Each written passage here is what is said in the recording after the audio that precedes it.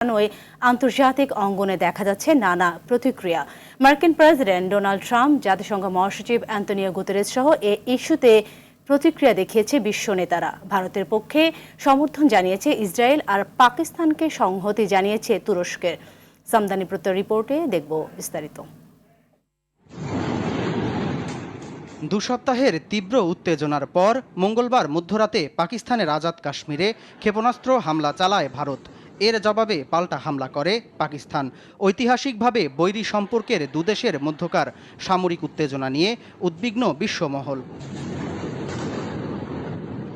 ভারত পাকিস্তানের উত্তেজনা সামরিক রূপ নেয়ার ঘটনাকে লজ্জাজনক বলে মন্তব্য করেছেন মার্কিন প্রেসিডেন্ট ডোনাল্ড ট্রাম্প। দুদেশকে নিয়ে শান্তিপূর্ণ সমাধানের জন্য প্রচেষ্টা চলমান বলে জানান দেশটির পররাষ্ট্রমন্ত্রী মার্কো রুবিও। এটা লজ্জাজনক। আমরা এইমাত্র এই ঘটনা সম্পর্কে শুনেছি।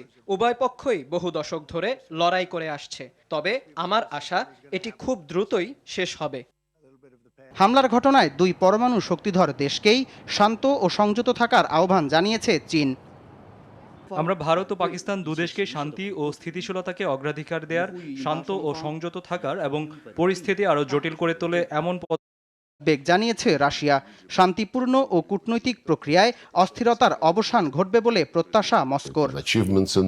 পরিস্থিতির আরো অবনতি যাতে না হয় সেটা নিশ্চিত করার জন্য